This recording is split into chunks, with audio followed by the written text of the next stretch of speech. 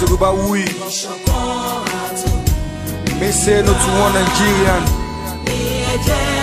The country of kidnappers, full of the S-men, bandits, tribalism, godfatherism, nepotism. Say no to one Nigerian. I stand with your bad nation. I said no going back. I said no staying back. No going back. The bad nation. Where we stand? Where we stand?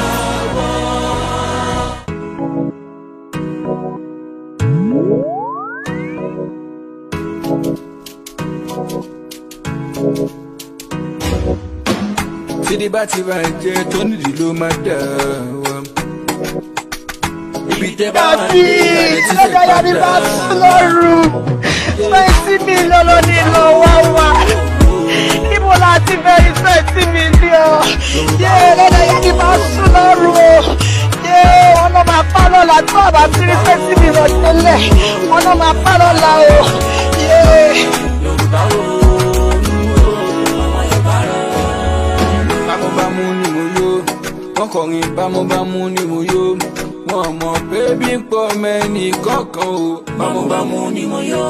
Insecurity everywhere, bloodshedding everywhere. Òmìnira ṣáàlà wa ń fẹ́. Tó bá ní kọ̀ọ̀kan wo lè gẹ́ ní tákàn ẹ̀ lọ́nà. Àwa ò ṣerú ẹni kankan mọ́ o. Ṣé bí ẹ̀ ń la fẹ́ kán gbọ́? Yorùbá nation ẹ jẹ́ ká parapọ̀. Àìsí níbẹ̀ òun láì bá wọn sọ. Àsìkò ti tó. Yorùbá nation ẹ jẹ́ ká parapọ̀. Àsìkò ti tó.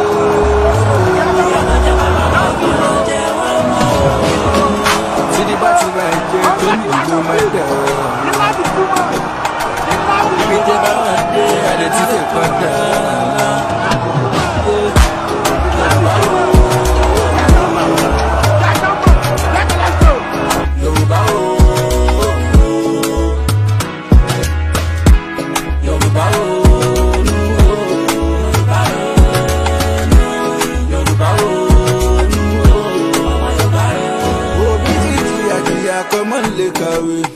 ọmọ kàwé kò wá ríṣẹ́ ohun ribiribi tẹ́ tún sọ pé ẹ máa ṣe ìyẹn gangan lẹ ò rí ṣe dáwọ́ bá mọ̀ bí tẹ́ ń kó hà lọ àwa ṣe tán ti padà dáwọ́ bá mọ̀ bí tẹ́ ń kó hà lọ yóò bá ṣe tán ti padà sílé o.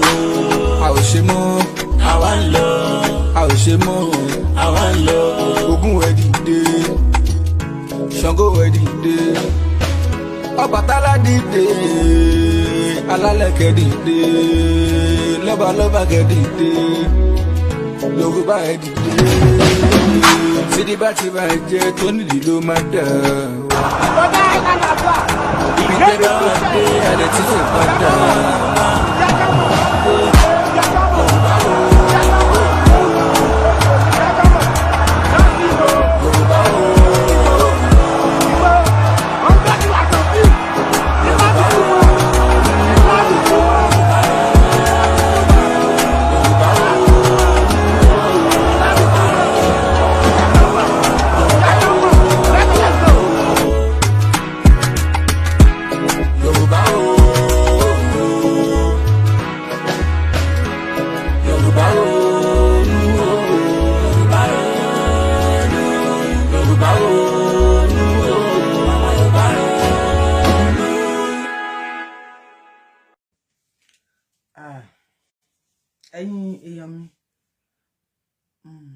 This video is for both the Yoruba and the Igbos.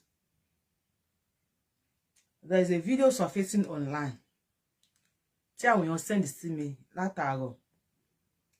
But because mo busy díẹ̀, jẹ́ kí n lè sọ pé mo fẹ́ ṣe fídíò yẹn lójú mọ́mọ́. Àbí láti kì í ṣe ṣá. But this is few hours till result election Nigeria. I don't want to say this, but if I don't say it, my conscience will not even allow me to rest. That is why mo fẹ́ sọ nǹkan tí mo fẹ́ sọ yìí. Please, if you see this video, send it to the Yoruba, the Igbos, àti Yoruba àti Igbo. Ẹ bá mi send it to everybody. few hours to the result of election. Ẹ̀yin tí enjoy me, ẹ ṣeun. Ẹ tẹ́ tí ń lọ síbi iṣẹ́, ẹ bá rẹ pàdé. Ẹ̀yin tẹ́ ẹ fẹ́ sùn náà, according to the time, ayọ̀ gbogbo máa bá pàdé. Please, let me just play the video for you guys. Kẹ́ lè rí video yẹn. Àti Yorùbá àti Igbo. Mo fẹ́ kẹ́ jẹ́ ká mọ̀ pé ọ̀tá ẹyọ kan ni gbogbo wa ní. These people have been using divide and rule. Now they want to use divide and conquer. Láàrin Yorùbá àti Igbo. Bàtà àwọn tó ń ṣe campaign. Aṣíwájú ló lè ṣe, Bọ́lá Ahmed ní ẹ dìbò fún, Òbí ló lè ṣe, Òbí ló máa ṣe. Good morning, mo kí yín. Ẹ káàbọ̀. Èmi wá ṣọ̀pọ̀lọpọ̀ ọjọ́ Monday, ọjọ́ Ajé. Èmi wá ṣọ̀pọ̀lọpọ̀ láyé. Òbí ló lè ṣe, Aṣíwájú ló lè ṣe, Àtíkù ló lè ṣe. Ara àwọn campaigners tí wọ́n campaign lórí Facebook. Tí wọ́n sọ pé ọ̀tá yín làwọn Igbo, even on go to the side pé ẹ má fi àwọn Igbo, kíní kan. Excuse me. We should stop discriminating. Now, let me tell you one thing. Oye Igbo, wanna come closer. Ma tell her one thing. Because this video now make I play the video first because I don't want to say for this show. Ma, good morning everyone. Ma play the video for now.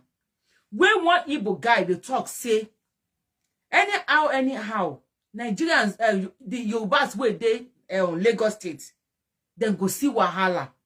The wahala where the Yoruba want we go give them. Yorubas we no want wahala, but we no be coward.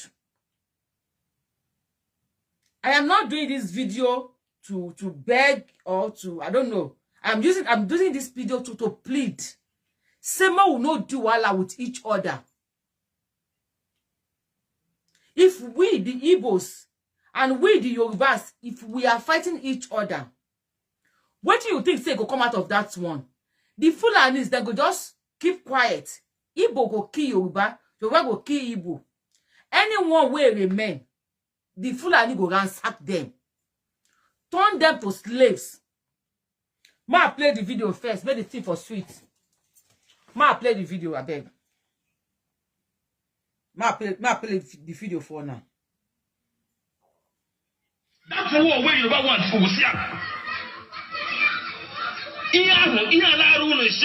because you feel maybe Igbo will fight the whole ethnic group, 250 ethnic group in Nigeria. That's all peace in the lock set there. He should have been dead. Then here again, in Lagos, the Yorubas cannot defeat us in Lagos. I got a physical battle. They cannot. I urge you, all the Igbos in Lagos, every community will form one EKO. Form one our own group. My barrack in Lagos has been activated. Anyhow, what I would do. So I couldn't there. End of this year. That's war where you want for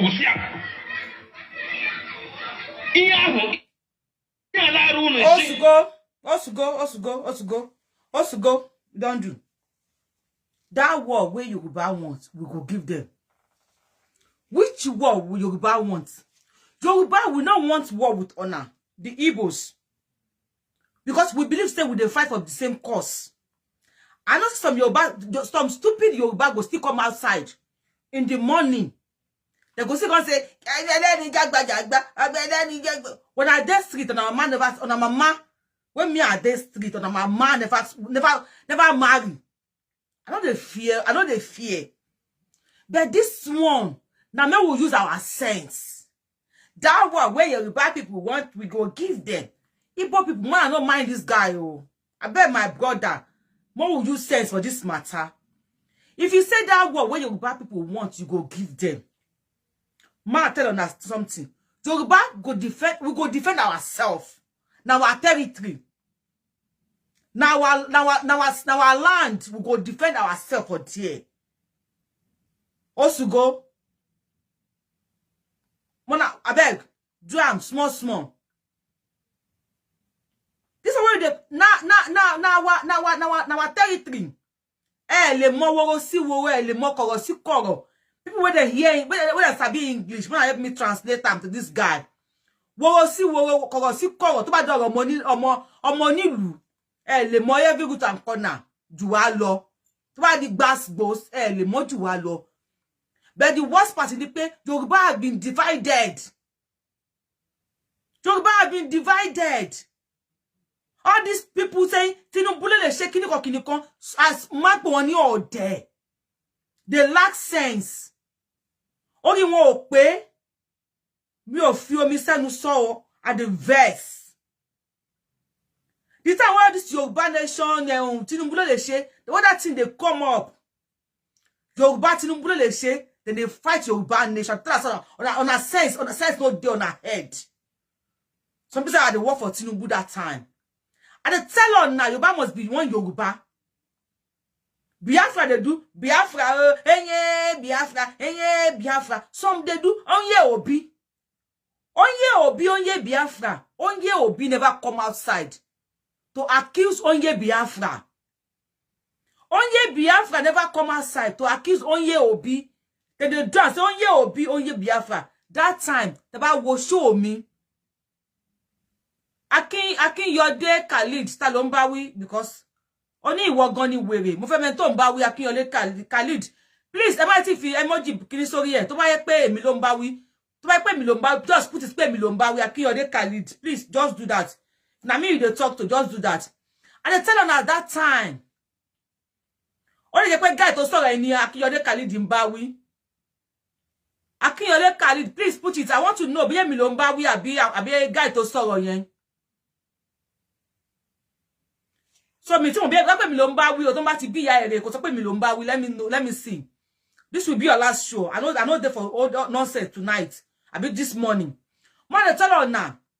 Nígbà tí àwọn wèrè yẹn pariwo, Yoruba nation, gba mo ṣe show, tó bá wo show mi nígbà you go see me if I do show. Mo tún pe orúkọ wọn, sister mi, had a teach on her sense that time.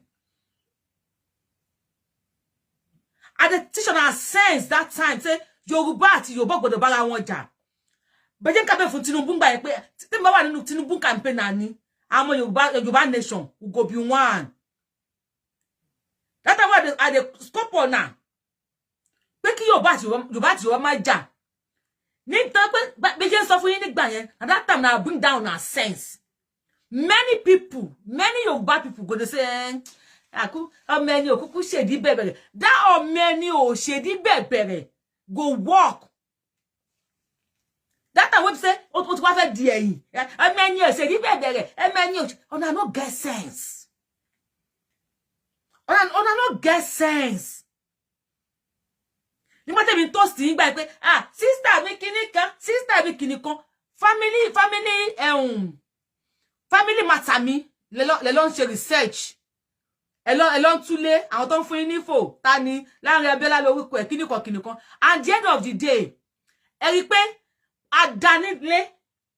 Adanita, Danile ni mí. Be lazy.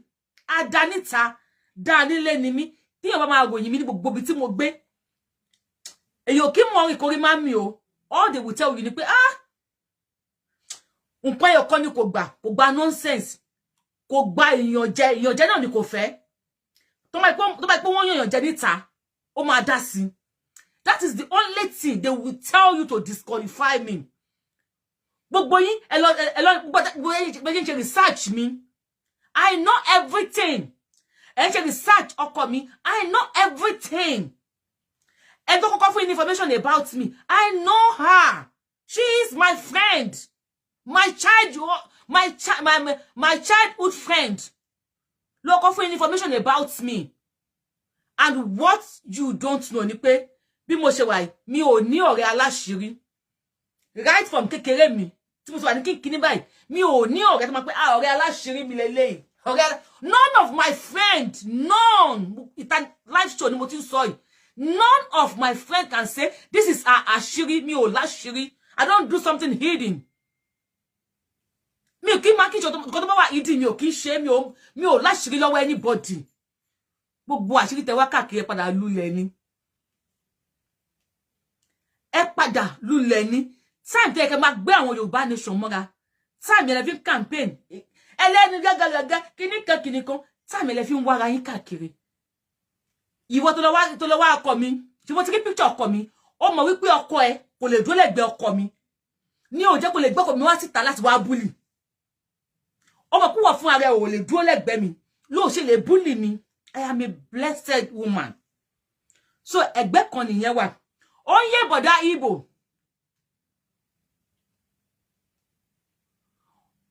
Onye boda Igbo. Make I tell you one thing. This one where you dey talk say, "Una go fight Yoruba people." What where Yoruba people want, una go give them. Now the useless and senseless Yoruba people want war. We don't want war. I YORUBAWUYI, I don't want war. Ṣùgbọ́n makinimi, tí kò kí n ṣojo. I don't want war, but I will always defend myself, which I know many Yorubas will stand up to defend themselves. Tẹ́ bá bẹ̀rẹ̀ ìjà pẹ̀lú Yorùbá ní Lagos State. My brother Igbo, make I play your make I play your voice. Make I play your voice again, my brother Igbo. Oh, where you want to go? Nisuru, brother Igbo. Nisuru, Nisuru. Nisuru jare. Ẹ bá mi listen sí máa yìí. Ẹ bá mi listen sí máa yìí dáadáa. Aladowo àbí kílẹ̀ lè kọ́, I don't know. Aladowo, I don't know, understand. Ẹ bá mi listen sí máa yìí dáadáa. Onye Igbo. Ẹ bá mi speak ni. Onye Biafra, ẹ káàbọ̀ yá mi àṣà àti ṣe. Ẹ bá mi speak ni at both Igbo and the Yorubas. Both all this I want to Igbo. They must share this thing and they must do analysis on it. This is few hours to the result of the election of presidential election in 2023. Nigeria presidential election 2023. Few hours to the election. You want to send the voice, you see me. Say, oh yeah, so it's okay. End of this year. That's war where you never want to go.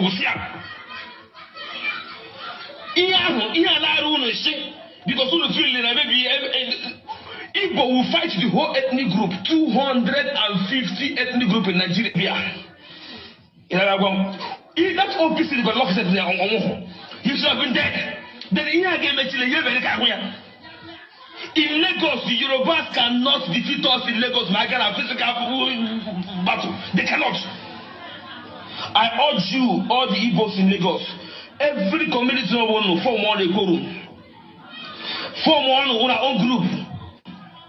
My barrack in Lagos has been activated. Anyhow, I want to go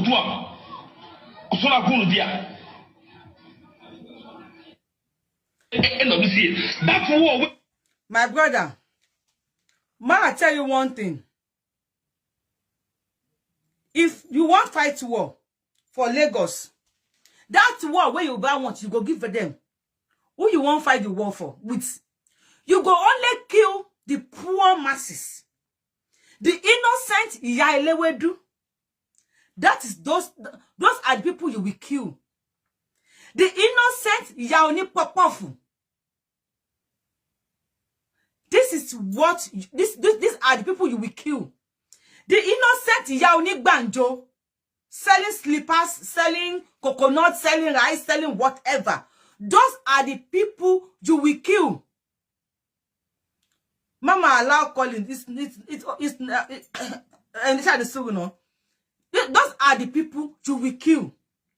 Le pa omo Tinubu. I bet when I understand English, when they help me translate this one to English. My brother, the war one I won't fight for Lagos, and I don't feel kill Tinubu children, including his grandchildren. There will be nowhere to be found. But the Biamila children will not be killed. Sanwo-Olu children are not in Nigeria. Pajola's children are not in Nigeria. Now, who are the people you want to fight war with? My brother, borrow yourself sense. Borrow sense. Give yourself sense. Who are those people you want to kill? Who are those people you want to kill? You will only kill Yaoni pure water. A poor woman selling pure water. Those are the people you will kill. An old woman doing shoemaker. An old woman doing kaya. Those are the people the Igbos will kill. And when the Igbos are killing the Yoruba in Lagos, we're not going to fold our hands like a national theater. We go retaliate. We're not going to fold our hands. We go retaliate. We say we get boys when they will come outside. To ba di woro si koro. Omo Igbo ni dúró territory wa lele. This will not be Enugu. This will not be Onisha. This will not be Anambra. We go face on now, one on one. But all we go kill. I want Yoruba mapa. Yoruba will only kill that Chukudi selling Okirika. An innocent boy selling Okirika. Now which people Yoruba go kill? They go kill Shukuma. An innocent boy selling jeans in Oluwole. Who are the people Yoruba go kill? Baba Chukwu Emeka selling beer parlor. Chemist where they your streets. Now you go kill. Now tell me, my brother we won't fight. My brother we won't do war. She, these people when they sell coconuts, they sell ja oni offer manu. When they sell okra. Men see small money feeding children. Now you won't kill. You know what they call war? What do they look face? War now who she face? Nothing there in face. War don't know anybody. What we say? Mama goes live in Peking, they run. We will be AJ Peking. We dey AJ. When it starts, we not everybody go down put it canvas for leg. You go run. You go borrow leg, joint leg, run. Now only people will say them be Omo Adugbo. Only the Omo area go no say if I enter this place, I will come out for here. If I enter here, I will come out for here. Now only Omo area go know that one.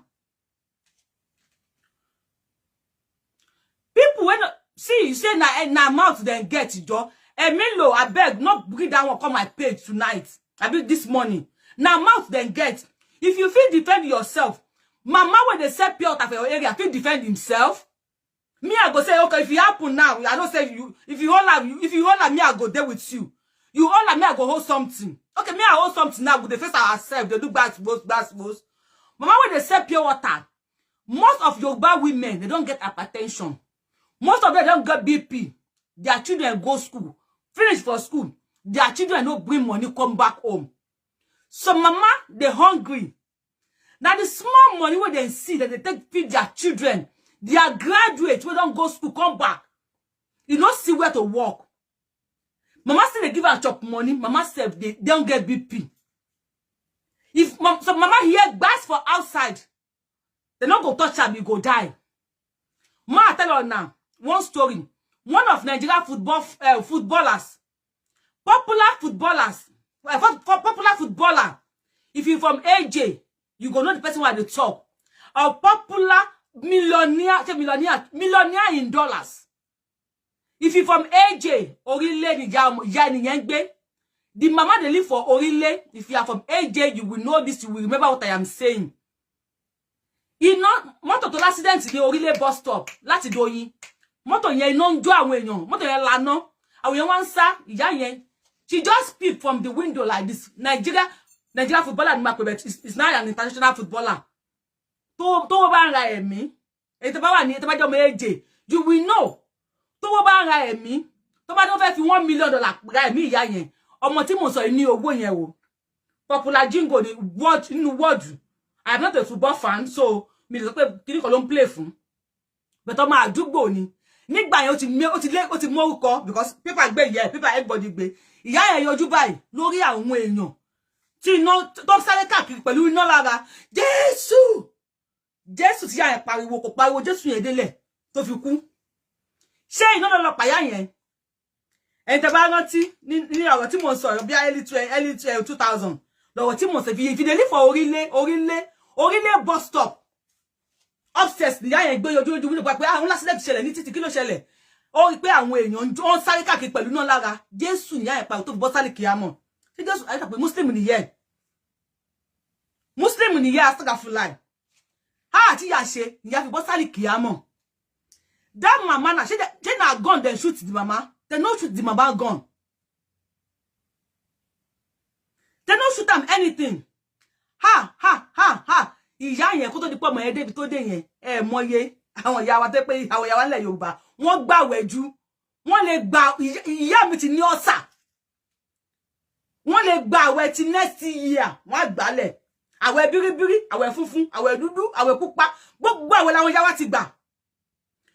God bless you Moshood Lawal ẹ̀mẹ̀ni tí mò ń sọ Ọbáfẹ́mi Martins Ọbago Ọbáfẹ́mi Martins Ọbago àwọn tó jẹ́ morílé àwọn ni wọ́n ń sọ yẹn Ọbáfẹ́mi Martins ìyá ẹ̀ ó yọjú lójú window báyìí ló pa àwọn èèyàn ń jóná ni Ọbáfẹ́mi Martins gbóyin pariwo yẹn bí ìyá ẹ̀ ṣe kú nìyẹn ṣerú ìyá yẹn ló máa wá lágò mọ́lẹ̀ lẹ́gbẹ̀ẹ́ ni ò ní kú àbí ìyá yẹn máa yìnbọn lẹ́gbẹ̀ẹ́ ni ò ní kú those are our mama àwọn ìyá wa gbogbo wọn ìyá Ọbáfẹ́mi Martins ojo Ọbáfẹ́mi Martins ẹ lọ bí ìyá yẹn iye láì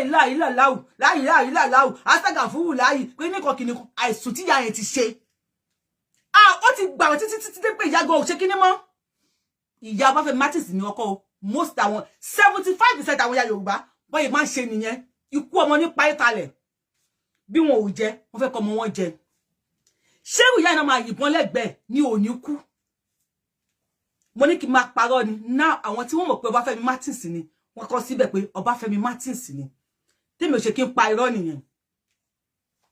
Now Igbo people you say una go fight us, let me gist you. If Igbo won't fight for you, if Igbo won't fight Yoruba for Lagos, Igbo go kill some Yoruba. Yoruba go kill some Igbo. At the end of the day, Subhanallah, who go come hold Nigeria? At the end of the day, when Yoruba don't kill Igbo, Igbo don't kill Yoruba, who go be the owner of Nigeria? Igbo won't reduce Yoruba population. Yoruba will not go fold our hands, so we go fight on our back, and our population will go reduce again. Now, Fulani go come. They go say this election is inconclusive, or being inconclusive. No say me I don't go school. I don't sabi speak English. They go say this election are inconclusive, inclusive. I don't know. After inconclusive, then go put interim government. Interim go sit down for seats. We the poor people, we go to kill ourselves. This is my brother. You say your barracks, they don't activate your barracks for Lagos. My barracks are business for Lagos. My barracks, forget your Eko king bad nonsense. Forget some Omale. Forget some Omale. When you say they don't get sense. Eko ni bad nonsense. In Yoruba generally, ni bad nonsense. You have businesses in Lagos. And you want Lagos. You want to war for Lagos. Make we destroy everything. Ibiti eni meji bati ja. Koriko be ma anu wele ni. Then if you start wahala now, police go intervene. Lagos police, they go come outside. They go they shoot. Small pikin when they come from school, bullets go hit them. After all much blood, then the Fulani government, Buhari,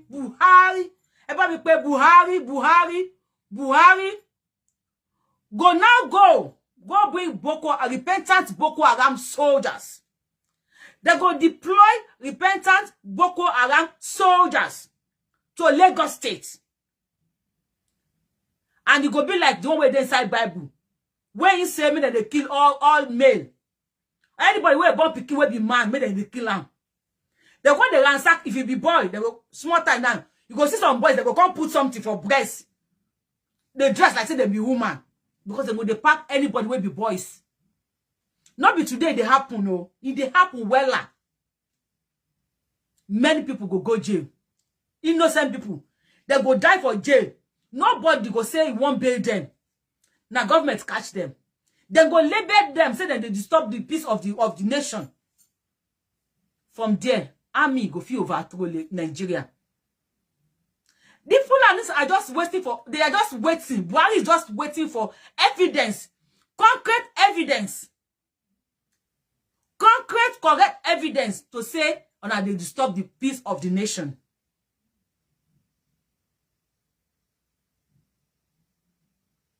ẹ má dá yẹn lóhùn kò gbádùn ni. Gaddafi, ẹ dà pé lálàáfíà. Gaddafi ò lálàáfíà ni. So this one, Mona, calm down. Mona, calm down. Igbo people, calm down. Yorubas are not your enemies.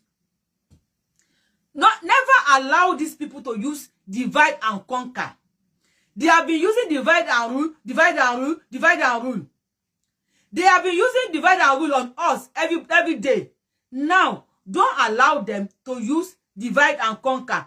All I could do is leave. My husband said, my husband, they see the see, my husband, they here, they laugh you, Mr. Gaddafi. My husband, they see what you they write. You don't get sense. So, upon all this one, where would they talk? Now, my chest, you they see. You be mumu. Me, the very your lalem. Me, very your lalem. Eh? Up this one, where would they talk? Now, only chest, you they see. Allah, I feel like fear.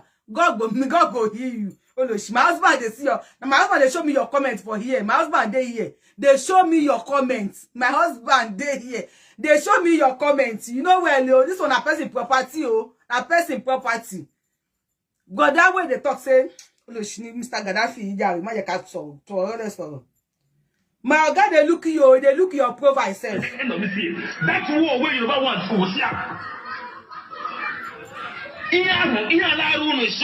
because who feel that maybe Igbo will fight the whole ethnic group, 250 ethnic group in Nigeria. My brother, we don't want war. Your people from Maduguri, like now. Like as I talk to you now. Gaddafi, okay, no problem. He said, make I'm sorry, no problem, Mr. Gaddafi. After they talk to you, my brother will shout, say he won't fight war. After they talk to you, no. Your Igbo brothers, they hear when from Maduguri, no. Since yesterday morning, your brothers from Maduguri, they hear when. Why not carry your? You say your barracks has been activated in Lagos State. Why not carry your soldiers in your barracks to Maduguri to go and rescue your people? You don't want to rescue your people.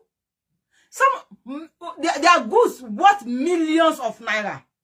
They don't burn ammo. You know what you see? They don't burn everything. And after they say that this person be win the election, if you not be Atiku, wala go there. If you not be Atiku, make I tell you one thing. If they announce Tinubu today, say Tinubu long win yo. All this Atiku one go, then go stand up. If they say na Obi na win yo, they go say Obi na infidel, na Christian, na infidel, unbeliever. You don't go feel rude them. They want power to remain in the north. It's okay, Mr. Gaddafi. It's okay, Mr. Gaddafi. It's okay. They just want power to remain in the north. Either the Yoruba want it, either the Igbo want it.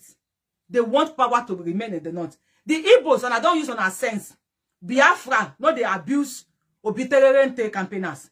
Obitererente, no, they abuse Biafra campaigners. But for Yoruba side, all these they don't turn themselves to enemy with Yoruba nation people. Even though that time, I they preach with love, with smile, with laugh. And your sister, me, I never see any one of them. When me, Yorubawuyi, I never mention their name. To my show, hey, Kinika, my sister, hey, my brother, me, I just want them to get sense. But now I know, common sense is not common. Igbo, you are one. Either you are for Obi, either you are for Biafra. You are one. But look at Yoruba now. Even in Yoruba nation, Kinikon, Yoruba, we are divided. One pe osusu owo ló máa ń gbálẹ̀ mọ́. Osusu owo ló máa ń pa eṣinṣin. Gaga owo kan ò lè gbálẹ̀ mọ́. Yoruba, we have turned ourselves to Gaga owo. Mr. Ganiu, thank you. God bless you. We have turned ourselves to Gaga owo in Yoruba land. Báwo la ṣe máa ṣera wa? Ogun Fulani ń jà wá lọ́wọ́. Igbo not fẹ́ kó ogun jà wá. If Igbo and Yoruba, if you eventually try it, to fight each other. This one are divide and conquer. They have been using divide and rule. Since 1960, they are using divide and rule. Now, they want to use divide and conquer. And we want to allow them to use the divide and conquer. It go pain all of us, so Allah, it go pain us. See all these votes when they vote. Obi they go there. Obi they go that place. Obi genge. That's so actually they go here. They go that place. But that Tinubu campaign, they fly up and down like bottle of this lover. You know, as bottle they fly for this lover. Now so campaign they fly for Obi and Obi and Asiwaju. You don't see where Atiku they campaign. And I don't see where Atiku they campaign. Mumbo. The video there on YORUBAWUYI platform. I'm gonna go check them there. Small children. When they vote, okay, make a call to see YORUBAWUYI platform. Nigeria. Nigeria. Omo Igbo. Omo Igbo, be careful. Could you go here? YORUBAWUYI. We go fight on Igbo. Omo Igbo, we not be mumu. Not they bring that way they come. See them for Ile Hausa. Ile Hausa ni. Ile Hausa ni.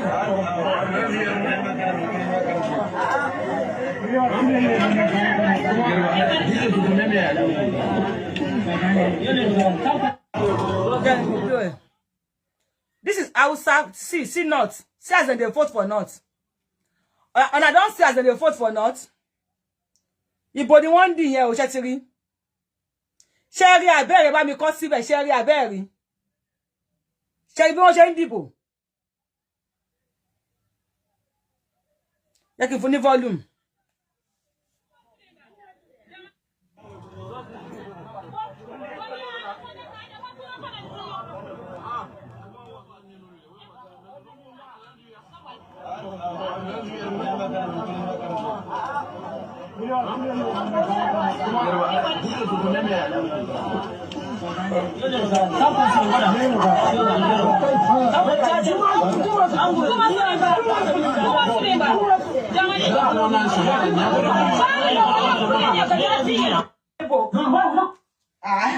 Be careful.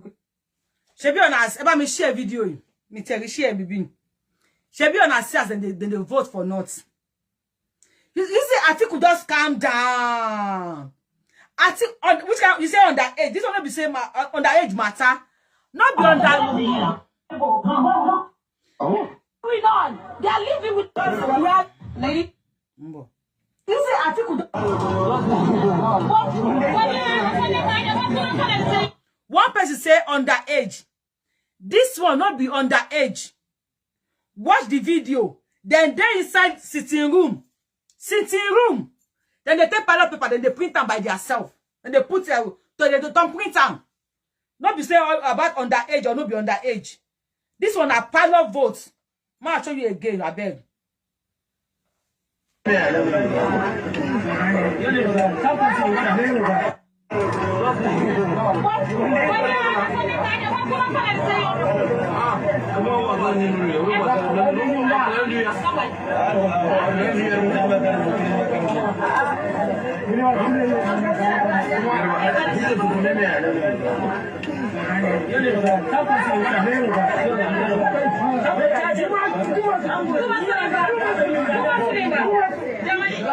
That's why they ask say she or na siam.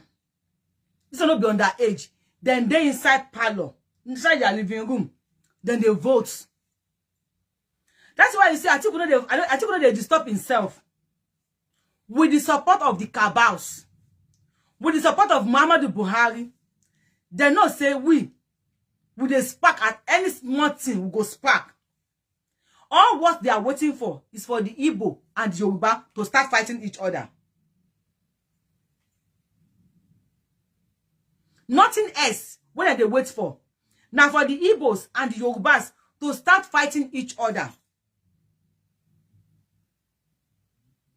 Okay, People say, then let Nigeria divide and we go our own way.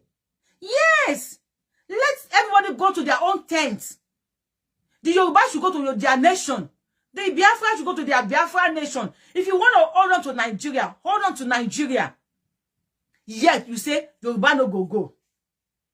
With the support of all these elders and leaders of the Yorubas, they say Yoruba no go. Yoruba nation is lost anywhere. Yoruba nation has scam. On a high go open no. After they announce the result today, Monday, on a high go open. Me Yoruba go now, you say Yoruba no go. Me Igbo go, you say Igbo no go. Biafra never take contact with Igbo. But this our Yoruba people, àwọn alarede, àwọn ni jati, àwọn ni radarada, they always call Yoruba nation as scam. Sebani won ni dibo, wọ́n ti dìbò. Ìbò ton di ton gbé pa lọ so dìbò. Ìbò ton di ton gbé ballot paper. Tí video ko internet. Bí ẹ ṣe gbé ballot paper. I don't know if I have this. There is this guy. This guy, oh, me foko boy ṣe. Odo this lover ni mo ti rí. Nbo, ẹ jẹ́ n wò tó bá ṣì wà níbẹ̀. There was this guy. He was a graduate. Nbo. Just look at it to just lover Timbari o. Timbari because just lover man post nǹkan púpọ̀. You can go on this lover page, or if I see it, I will post it on my page, on the YORUBAWUYI page. There was this graduate, a graduate, but to share NYSC, to serve NYSC. I will post it this morning. I will find it and I will post it. Oh, gbe kí ló kọ dání. Ó gbé certificate PhD money PhD. Certificate to be graduate ní NYSC. Ó gbé certificate yẹn dání. Did you know yesterday nígbà tí wọ́n dìbò? Nígbà tí wọ́n dìbò, but boy ló bá wọn gbé àpótí ìbò and he was shot dead. Oh. This thing they pay me, oh, I think that's not. This lover, be just lover got in lo madari kon. Egba mi sister baba ti lo madari kon o. I will post it. I will post because I know I keep it somewhere. It might be on this phone or my other phones. I know I keep it somewhere. Oh, video kini dey do me. I will have shown you, but tí mo show for anything. I will still show it. I will show it. Ó ṣe graduation tó gbé kíní ẹ̀ dání, ó lọ gbé àpótí ìbò and he was shot dead.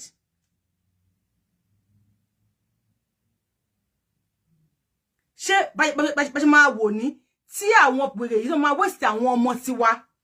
Yet àwọn ọmọ tí wọ́n wà nílùú òyìnbó tí wọ́n gbádùn àwọn orí fóònù ló máa wà. Tí wọ́n gbádùn. Now you want to fight, my brother. Ìjọ́ la máa gbọ́n ná. Ìjọ́ wo ni Yorùbá máa gbọ́n? Ìjọ́ wo ni Igbo máa gbọ́n? Because this is divide and conquer. Me, I just tire for now. I just tire. Because me mo gbà tí ma pé nǹkan tó fẹ́ ṣẹlẹ̀ yìí, divide and conquer ni. Èèyàn méjì, má tó náà fẹ́ pè wọlé yẹn, ẹ pè wọlé. Èèyàn méjì péré ló máa pè wọlé. Please, 2 people, please.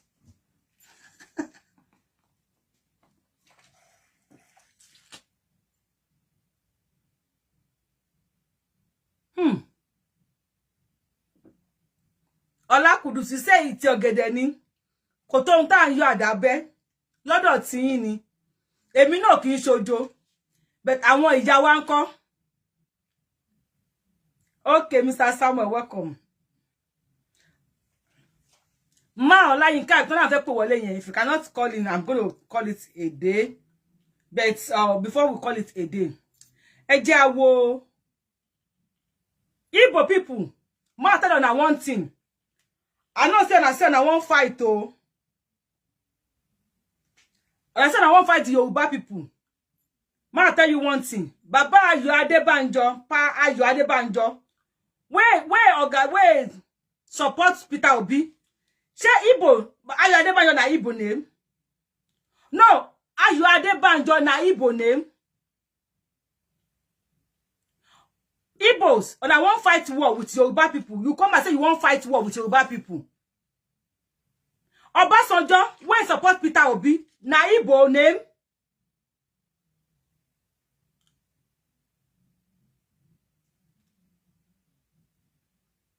And they ask her now, if you be Igbo, they watch me. Just put on for your comments.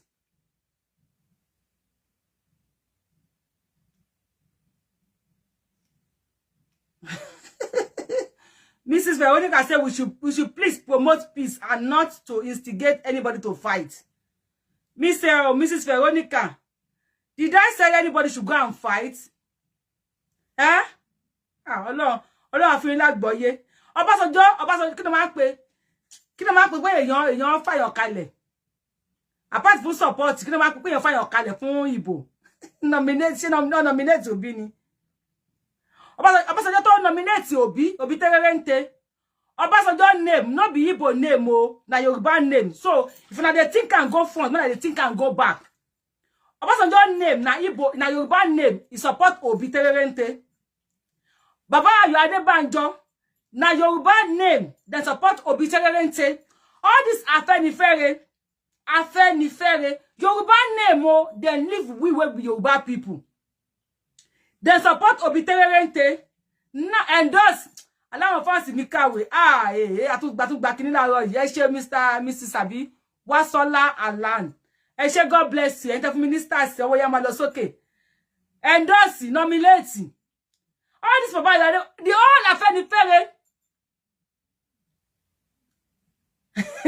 The all Afenifere of Yoruba land.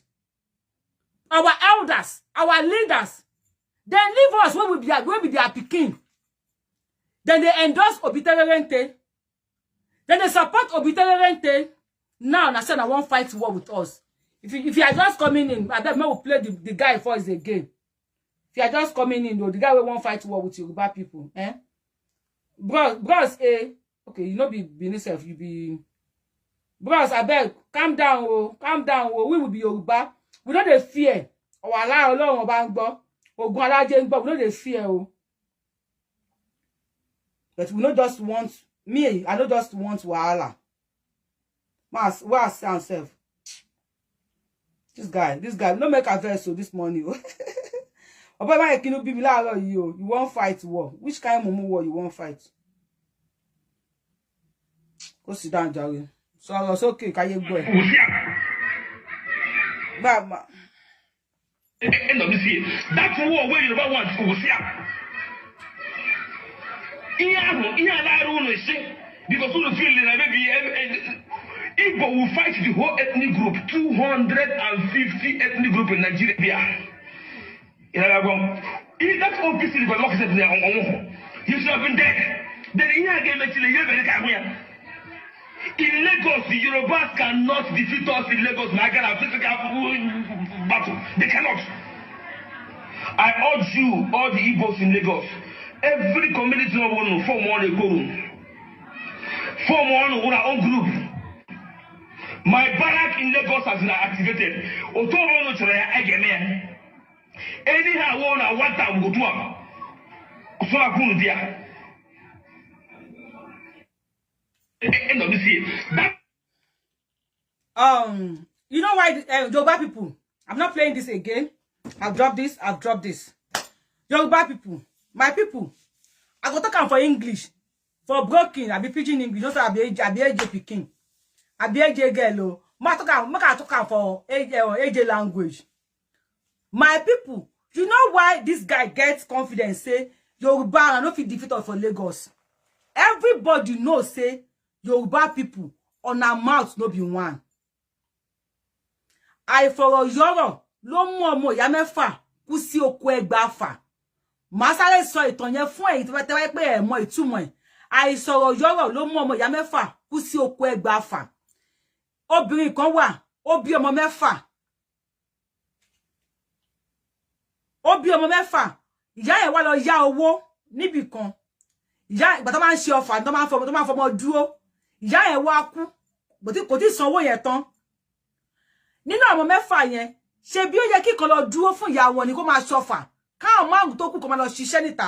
tó bá ti rí owó kó lọ san owó yẹn fún ẹni tó ní owó tí ìyá wọn jẹ eléyìí dodo pé láéláé èmi ò lè lọ ṣọ̀fà o káwọn márùn tó kù àjò tọ̀hún dodo pé láéláé mi ò lè gbà èmi ò lè ṣọ̀fà ló mú àwọn mẹ́fẹ̀ẹ̀fà tí wọ́n fi lọ ṣe ọfà owó tí ìyá wọn jẹ ọfà ni pé kí ẹ máa ṣe ọmọ ọ̀dọ̀ ibẹ̀ ni àwọn mẹ́fẹ̀ẹ̀fà tó padà kú sí because wọn ò rí owó olówó san wọ́n mọ̀ pé ní Yorùbá this guy wey dey talk tó bá pé Yorùbá dúró ní ẹyọ kan APC change APC no going back PDP kini ka APC not Yorùbá APC no going back and now Yorùbá nation ṣe Yorùbá nation wọn Yorùbá nation APC a ṣe party Yorùbá nation á lọ síbẹ̀ Yorùbá nation a ṣe party APC á lọ síbẹ̀ because we are one Yorùbá people we are the same ọmọ ìyá ọmọ bàbá ọmọ kan la jọ mú we are one Yorùbá people but EKO ẹni jà ni when you say ẹ jẹ́ kí ilẹ̀ mọ̀ dáadáa kẹ́ wá rí comment wọn because of me jawo ìwọ obìnrin má wá sí Nàìjíríà o tó bá wá Nàìjíríà ikú pa ẹ́ sórí mi ò ní dé báyìí tó bá ní kí má wá sí Nàìjíríà tí má wá sí Nàìjíríà má ṣe kíní kan mi ò ní Mayade bá sàárì ẹ ni that is just it Mayade wọ́n náwó sí mi pé sàárì lágbájá ni ó ti tán because mi ò ro kúrò ẹ̀ o dẹ̀ mọ̀ tèmi tọ́lọ̀ fi ṣe ìdá tèmi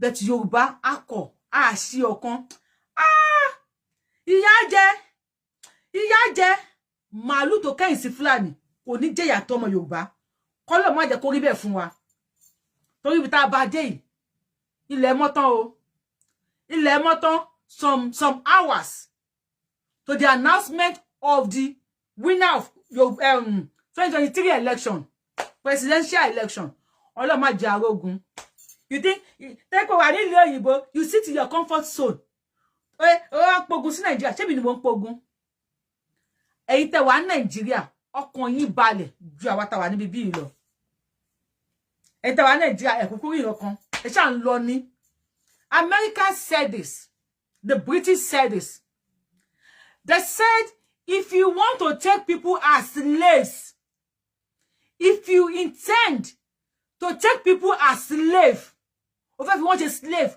just make sure you make them believe they are supposed to be in the bond in a bond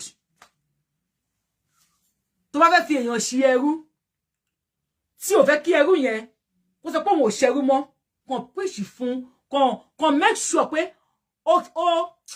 o clean heart ẹ̀ ó jẹ́ kó believe pé òun supposed to be in the bond pé yẹ kó wà nínú ìgbèkùn they make you believe adúpẹ́ o àwa ti lọ náà 2 days sí o that they make you believe pé if you see for 2 hours Ọlọ́run ò ṣe nepa ò tí múná lọ they make sure you believe in nepa ò tí múná lọ. This is my phone, look at this phone tó wò lọ́wọ́ mi kò lo sim o this phone is not using sim lọ́wọ́ bí tí wọ́n ti ń ṣe ọmọ Nàìjíríà ló pọ̀ lára àwọn tó ń ṣiṣẹ́ ń bẹ̀ iPhone kílẹ̀ ń pè náà ṣe 14 Pro mo iPhone 14 Pro ló ti rí 14 Pro ni Pro Max àbí kílẹ̀ ń pè mi ò kúndùn fóònù ni somebody just dash me this one new cha mọ̀ wípé àwọn tí wọ́n tún bẹ̀ tí wọ́n ṣe fóònù yìí ọmọ Nàìjíríà ló pọ̀ jù ń bẹ̀ best pilot in the world ọmọ Nàìjíríà ni best mathematician ọmọ 15 years ọmọ Yorùbá ni ó ná gbogbo àwọn Britain kíní kan ó ná wọn hands down but because they make you to believe that you're supposed to be in the bondage they bound you wọ́n dì yín lójú mọ̀ wípé kò normal kan máa múná lọ they take a bakery wọ́n gba bakery lọ́wọ́ yín wọ́n fún yín ní loaf of bread like daddy wa bàbá Chokoti ẹ̀yin Chokoti alágbẹ̀dẹ ọ̀run gbogbo ilẹ̀ rí fídíò yẹn tí Chokoti ti ń jó bàbá Chokoti wọ́n ti ra mọ́tò fún bàbá Chokoti ń jó bàbá Chokoti wàláì mi ní kẹ́ ya bara more jẹ Ọlọ́run bá mọ̀ pé mi ní kẹ́ ya aláìmoore bàbá Chokoti wọ́n gba bakery lọ́wọ́ yín ni wọ́n wá fún yín ní loaf of bread wọ́n fún yín ní slice of bread bàbá Chokoti àwa tẹ́ ń wò yìí àwa náà ti dàgbà nú ayé o ṣùgbọ́n a dàgbà bá pé ẹ̀ ń ṣeré ni ẹ̀ dẹ̀ ṣeré nígbà yẹn iṣẹ́ lẹ̀ ń ṣe iṣẹ́ tẹ́ ẹ ṣe kalẹ̀ bá ṣokoti làwọn tó ń dé nísìn ni wọ́n ń jẹ at iṣẹ́ tẹ́ ẹ ṣe kalẹ̀ yẹn ní time tá ń sọ̀rọ̀ yìí ó jẹ́ kẹ́ máa ra mọ́tò fún yàn ní pé ra mọ́tò ẹ̀bùn yàn ẹ fẹ́ gbọ́ ara bí wọ́n ṣe fáwọn Nollywood tó fi sọ wọ́n dìdàkudà nìyẹn tí most wọ́n fi live fake life àwọn Nollywood actors wọ́n sọ wọ́n dìdàkudà ọkùnrin wọn ṣe lóṣó obìnrin wọn ṣe lóṣó because wọ́n ti mú tí wọ́n mọ́ gi. If Nigeria is working nígbà táwọn àbàṣọkọ tí ń ṣe fídíò àyè fídíò CD tí wọ́n ṣe CD ńgbà yẹn wọ́n ṣiṣẹ́ wọ́n lọ sóko àárọ̀ ọ̀sán alẹ́ wọ́n kíní kan wọ́n lọ kí ló máa lọ kí ló máa lọ ṣe náà wọ́n lọ ṣe rìhásà gbóná aláwọn lọ ṣe kíní kan tí wọ́n ṣiṣẹ́ yẹn ó yẹ ká àbàṣọkọ tí kọ́ máa gbé owó sínú báàgì báyìí ni àwọn piracy dìde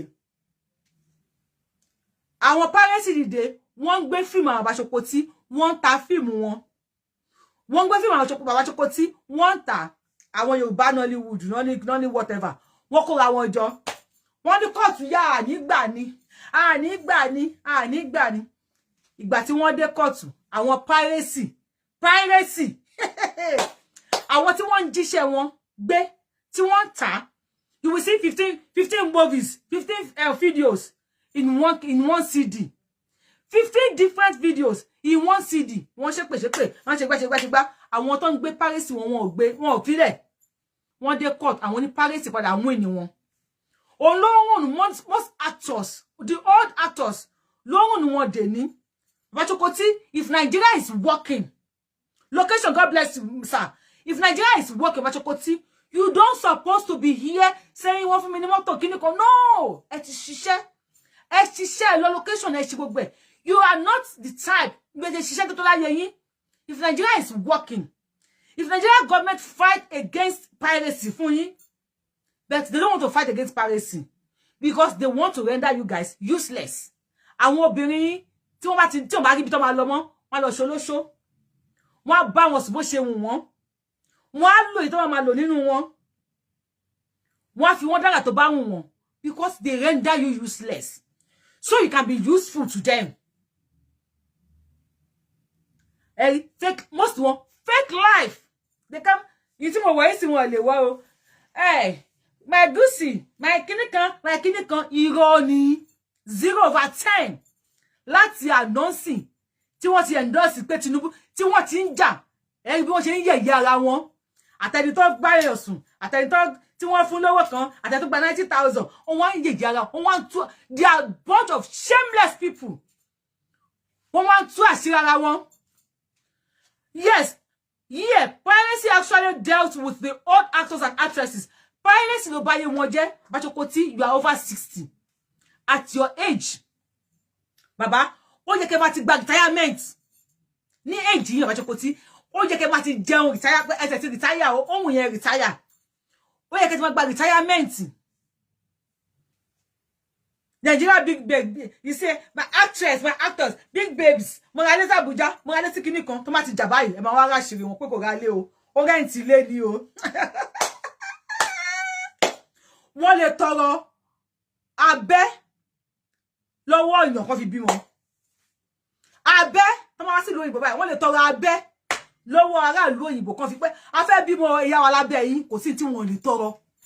Because they want to live fake life. Wọ́n fẹ́ wọ aṣọ $1 buy.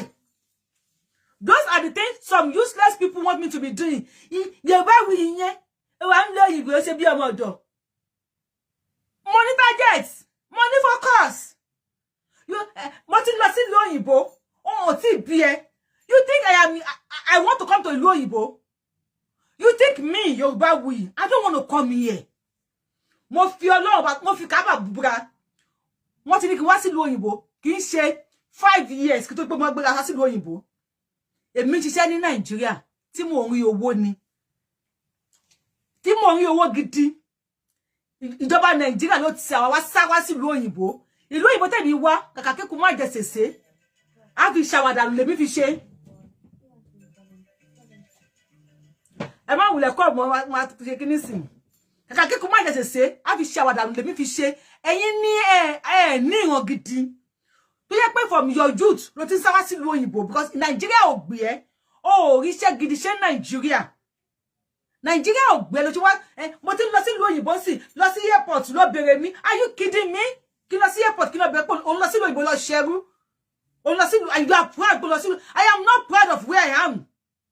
I am just proud of the system of America.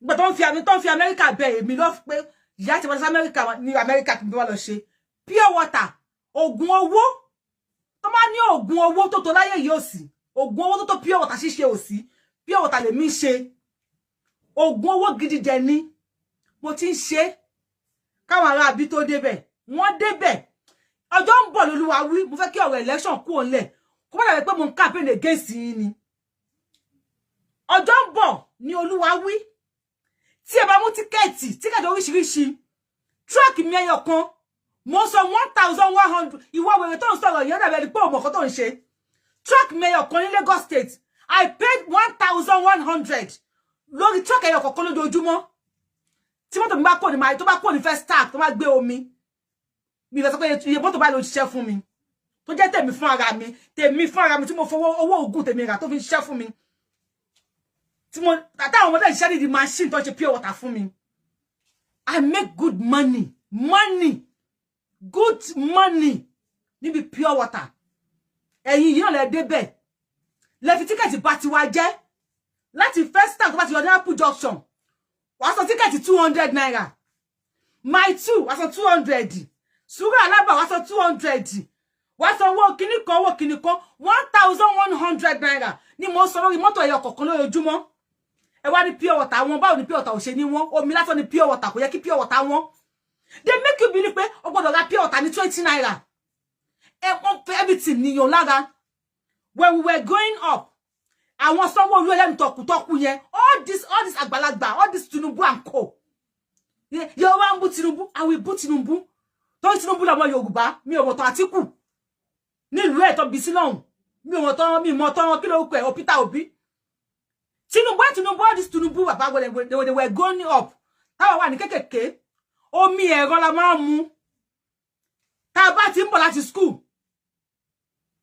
omi ẹ̀rọ la máa mú òun ti àwọn bọ́sì di tap ni a máa ṣí omi sórí báyìí omi tó clean omi tó mọ́ àwọn omi ẹ̀rọ omi àwọn bàbá Jákàndé wọ́n ṣe omi ẹ̀rọ káàkiri ni where are the omi ẹ̀rọ táwọn bàbá Jákàndé ṣe nígbà yẹn where are those omi ẹ̀rọ olórí burúkú yín ẹ bá jẹ́ ẹ ṣe mí àṣìírè yín ẹ bá jẹ́ ẹ ṣe omi ẹ̀rọ mi where are the omi ẹ̀rọs then tó bá lọ sí school primary school ṣé private school tiẹ̀ wà mi ò tiẹ̀ bóyá private school wà government school tá ń lọ hospital wà lẹ́gbẹ̀ẹ́ school wà school bus máa wà àwọn Red Cross àwọn kí nurse wà nínú school kọ̀ọ̀kan I attended Agoite primary school nurse wà nínú school mi àti wà woman kan gbà yẹn àbí girl kan gbà yẹn primary 6 náà tó ṣe menstruation délé lórúkọ ẹ̀ I could remember pé nínú school lọ ti lọ mú toilet tu òfun tissue paper tó bá fi pack díẹ̀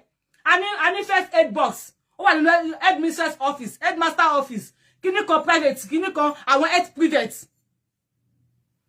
my secondary school a ní lab if you are a chemistry student student grammar school mi ò mọ̀ school tó àwa ní lab laboratory tí wọ́n ti ṣe practical physics student we have the lab government school ní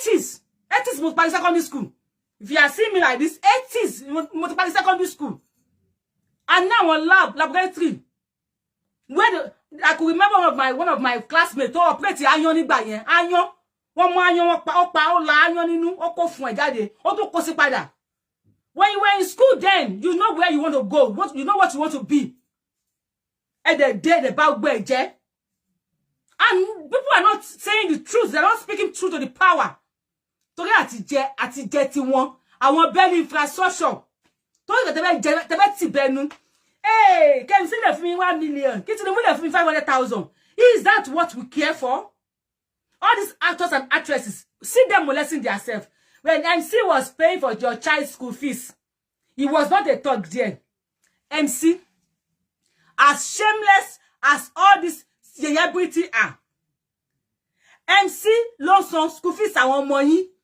ẹ bá mi gé mi bill for all these celebrities MC ló san school fees àwọn ọmọ yín You are so ẹ̀yà mi ní òyìnbó gidi. Àgbákò òyìnbó tó pé tí bá lẹ òyìnbó yẹn wọ́n bá orí wọn afọ́ sí méjì ni. You are so compatibility. MC ló sanwó school ọmọ yín. Why will MC, yes, MC of Inshore ni. Why will MC do ore owo school ọmọ for you? When government supposed to give your children free education. Ìyá mi Veronica, ìyá mi lóyìnbó lánlá. That's grammar school in Oyigbo. God bless you. I am saying this fún ẹ̀yin àti ẹ̀yin méjì tẹ́ wá ẹ̀yin mẹ́ta ẹ̀yin gbèrè obi mẹ́ta tẹ́ ṣe APC kíní kan yẹn. Tẹ́ wá find this me. I am saying this. Primary school mi, Àgọ́ Ìjàyè Methodist school ni mo lọ. Secondary school mi, Denton Grammar school ni mo lọ. So you can go and do your findings about me more and more. Ẹ ti ṣe láti joy. Ṣé pé enú lẹ ni. Àwọn tó bí èmi, èèyàn dáadáa ni wọ́n. They are doomed. Yes, God bless you. Wọ́n ti fún mi lóyìnbó. So wọ́n kọ́ mi ní ọ̀nà tó dáa. Mo máa sọ fún yín, ìyá tó bí mi. She's an evangelist. Ìyá tó máa gba Jésù, tó máa gba Jésù. Jésù. I stopped my mother from fasting. Ẹ̀yin lẹ pa Jésù ni. Why this fasting? Bàbá mi, àfáà ni. Àfáà gidi ni bàbá tó bí mi lọ́mọ. Ìyá mi, evangelist ni. Yes. So, ọ̀nà méjì ló fi mí sí, wọ́n fi ẹsẹ̀ mi sí ọ̀nà Ọlọ́run. Mo mọ̀ pé báyìí, Kristẹni báyìí ni, Mùsùlùmí báyìí ni.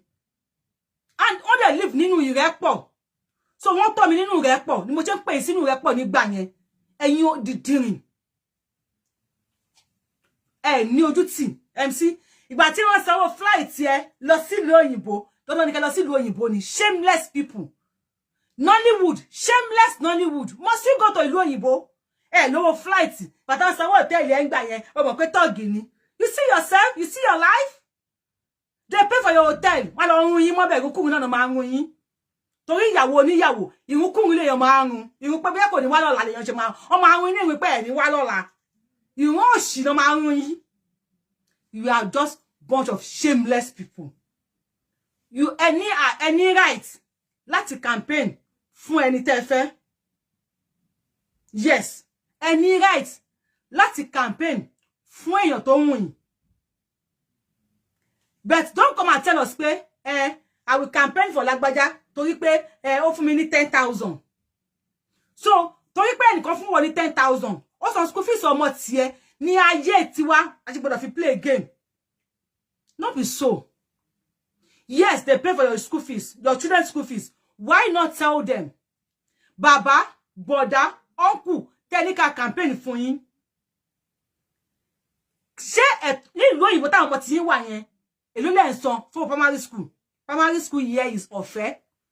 Secondary school year is ọ̀fẹ́. If you want to go to university, government máa yá ẹ lówó. You don't speak.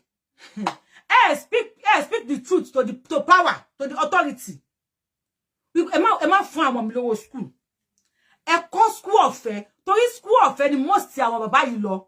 Sanwó-Olú, if you school in Lagos, because mo mọ̀ pé tó mi bí lọ́mọ, bọ̀dá ló máa jẹ́ fún mi. School ọ̀fẹ́ ló lọ. Bàbá Tinubu, school ọ̀fẹ́ ló lọ. Ọbásanjọ́, school ọ̀fẹ́ ló lọ. Àwọn wọ́n tó wà ní Lagos State, Fáṣọlá, school ọ̀fẹ́ ló lọ. Gbàjàbíàmílà, school ọ̀fẹ́ ló lọ. Ọbaṣá, school ọ̀fẹ́ ló lọ. Dàpọ̀ Abíọ́dún, Akérédolú, kí lorúkọ ti Ṣèyí Mákindé, gbogbo Mr. bí Mrs. ni Benori. God bless ọwọ́ yẹn máa lọ sókè Mr. Benori. Àpò yóò ní gbẹ ṣeun. School ọ̀fẹ́ ni gbogbo yín lọ pátá. And school tẹ́ lọ, gbogbo yín pátá ní tẹ́ bá wà. Wọ́n pè kan ní health center. Tí n bá ìkan bá ọmọ kan máa wá ń bú mi lójoojúmọ́, Abdul Fatai kíní kan lórúkọ ẹ̀. Mo ti make up mind mi pé kò sí comment tó lè kọ. Mi ní reply ẹ̀. Má reply àwọn tó bá kọ mi comment sórí show mi o. Má fi ṣe cruise, má reply wọn má ìyá ẹ̀ ló ń bá wí kíní kan. It's just cruise. You Abdul Fatai, Abdul whatever yẹn, ọmọ yẹn kò sí tó lè kọ. Òun ti tẹ́ lọ́dọ̀ mi. Tó bá ṣe nǹkan comment tí mo ṣì ń dá ẹ lóhùn, mo ṣì ń pọ́n ẹ lé ni. Láì bàbá owó lọ́wọ́, school ọ̀fẹ́ ni gbogbo yín lọ. And you don't want to tell these people pé kí ló tẹ̀ ṣe school ọ̀fẹ́ fáwọn èèyàn. Ẹ ní sọ fún wọn. Because I believe pé they must Tinubu èèyàn ní bá Àkànbí olódòdé. Èèyàn ní bá Ẹkúndélé Àkànbí. Kó bá èèyàn ní bá Ẹkúndélé Àkànbí kó bẹ́kún jáde. Ẹ̀rín ló máa bá jáde. And what is that ẹ̀rín for individually? You think if I want to go to Ilé Àkànbí, they will allow me to see Tinubu? Do you think they will allow me to see Tinubu? How? How can I see Tinubu? When Onoma Jean and Tiwe will come back, say Tinubu laki yayin fail ni. They fail our mothers. Say Tinubu laki yayin fail. The government fail our mothers. Nígbà tí àwọn ìyá wa tí a jáde secondary school. Subhanallah. Tó bá yẹ pé loan wà fún wa ni a lè gba loan fún university. They fail our mothers. Àwọn ìjọba ìdọ́dá tán kasule. I don't know that other state. Other tán kasule Nigeria nílẹ̀ Yorùbá. Tí tán kasun jaya lákàtà tí wọ́n gbé ọjà wọn yo níyà. Àwọn ìjọba yìí ló ṣiṣẹ́ ni wọ́n fún lówó oṣù. Àwọn ìjọba yìí no render àwọn teachers useless. Àwọn ìjọba yìí ni wọ́n máa lọ investigate, invigilate. Whatever one in school, àwọn vigilator man one bang. Vigilator. All the system, àwọn ìjọba tó wà presently, àwọn ni wọ́n dàbàrú all the systems. Tí àwọn bá wó lọ́wọ́, tí wọ́n filẹ̀. Ìjọba tó ti ní láàrí ilẹ̀ Yorùbá, tó ti ní láàrí Nàìjíríà, ó làwọn bá Jákàndé àti bá wó lọ́wọ́. After them, àwọn wèrè ló kù. You just want the best for your child alone. You want all of us to go and kill sílé olówó. Daddy ẹjọ́ mi tí jẹun ẹ ṣàánú mi o. Must we do that? Owó tó fẹ́ fún wa, owó gbogbo wa ni. Owó tí wọ́n fún ẹ̀yin èpè ló máa parí ọkàn yóò ní balẹ̀. Wàláhì ọkàn yóò ní balẹ̀. Tó pé owó tí wọ́n fún ẹ̀yin, owó gbogbo wa lówó tó ń fún yín. Ẹ mú owó tiwa, ẹ mú sápò. Ẹ̀yin tí gbogbo wa ṣe ọ̀rá ìsà. Ẹ̀yin tí ká máa ṣe ọ̀rá ìsà. Ẹ kó owó gbogbo wa, ẹ kó sápò. Kíní kan ìgbà tó lọ gbé Mojí Ọláìyá ìgbà tó Mojí Ọláìyá kú ní Canada ń gbà yẹn tó lọ gbé wá sílé Tinubu ló help ẹ. Are you kidding me? Tinubu ló help ẹ. Yes, Tinubu help ẹ. That is individual. And how does that be my concern? Wọ́n ní èèyàn kan ṣe kíní kan òbí fún ẹnìkan ní 100,000 on the before any don't kiri kini kon of 100,000.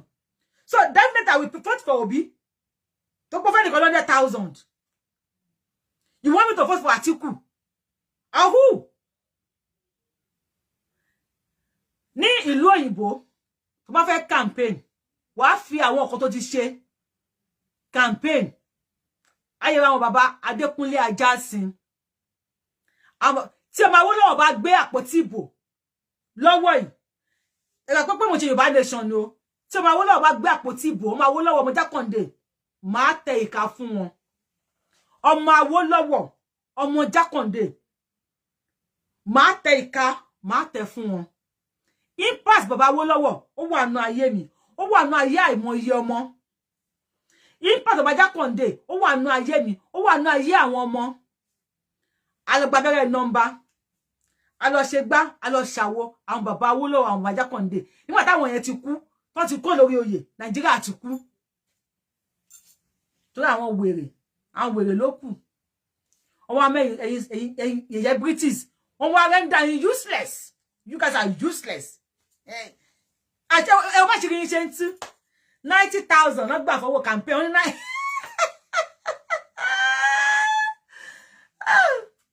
yẹ̀yẹ́ British wọ́n ní 90,000 naira wọ́n fẹ́ lómi fún yín fọwọ́ campaign ẹ wá ń gbó bí ajá ẹ wá ń parí torí 90,000 naira $110 $110 $90,000 naira ẹ wá ń gbó bí ajá nítorí pé ìkà nìyí ìkà olè ọ̀dájú nìyí àwọn olè fáyé tiwa jó gẹ̀dẹ̀dẹ̀ fún yín o kò possible kò ní ṣe ni So bọ̀dá Igbo tó fẹ́ jà múra o gba family ẹni Màdúgùrí kó tó wá jà àwa ò ráyè jà few hours to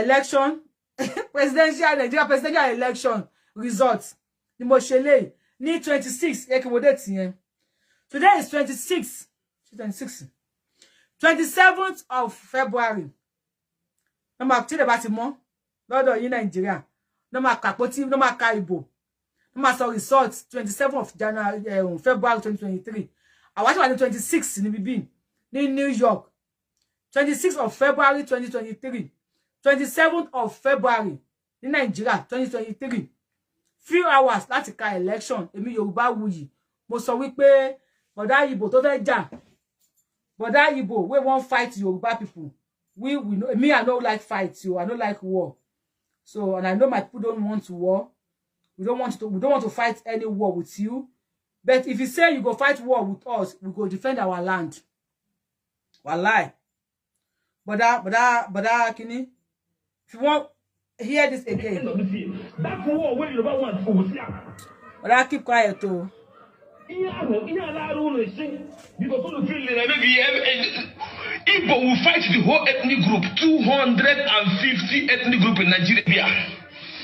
That OPC developed you should have been dead. Then in Lagos, the Yorubas cannot defeat us in Lagos. My God, a physical battle. They cannot.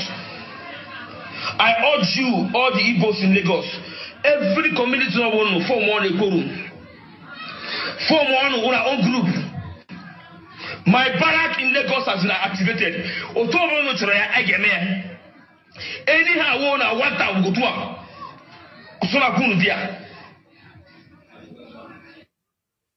end of this year. That's war where you want to see. Oga, if you see war, you no go wait to. Wallahi. Oga, that war where you want to will fail. If you see war, you no go wait now. Now mouth you they make. Only be say the innocent people. Now me are the pity. Wallahi.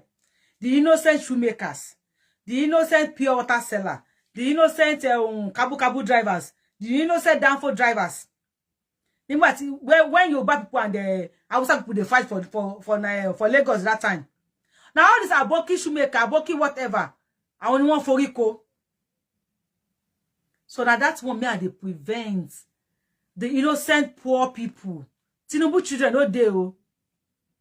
Pachola children no day oh. Sanwo-Olu children no day.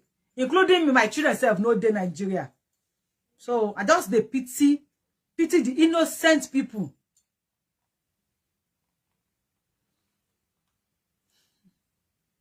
I just the pity the innocent. You said, oh, this guy is just talking. Igbos will not fight. He was not born during civil war. No, say, but the pepper people around Kanwe. Around Kanwe, if you tell them, say, Kinikan, they are enemies. That come out shelling. And then many innocent souls will be lost. Which I don't pray for. I don't even want it. I don't want it. What about the Woro si Woro? Aye, le moluwa to wa. Igbo, I don't go feel now our state reach us so, but I don't want war. Even fight, I don't want fight. Talk less of war. Eh? And to more, if you know as war, if you know as blood is shed, if you don't see where they forget it. This my brother, beg forget. This one where you they talk. Yeah. And to ba ti ri ogun ri ko ni fe ko ogun de. No be say I dey fear oh. We not be your bad people will not be coward, but forget am sha. We get one common enemy. One common enemy. Ni Igbo ati Yoruba ni. Thank you, Zaria. Please, so no fight, yo. Now only one common enemy we get. Why we won't fight ourselves? I beg. Hello. Oh. God bless you. Thank you. If me share video, thank you. God bless you. If you are not subscribed to my YouTube channel, you are just watching me. Subscribe to YouTube channel. If you have not followed me on Facebook, follow me on Facebook. YORUBAWUYI ni mo nje. Ni follow me. Ma watch me look me. YORUBAWUYI mo ri se because ma send show me see me. Mo ri show yin na do kini kan e ti mo ma send show me see me. E ma ye kin ba yin ja o. Kí ló ṣẹlẹ̀ gangan na. tí bá mi wá tí yon bínú nísìn jẹ́ kí má bínú báyìí ni. All the teacher students, they are in the diaspora ni bibi. That's why bá wa jà Nigeria. Ibi ko ma bá yín jà, tó bá subscribe to YouTube channel mi, so le fa gbo yẹn sin. Ẹ má bínú sí mi. Ẹ wo ma ń ṣeré púpọ̀. God bless you.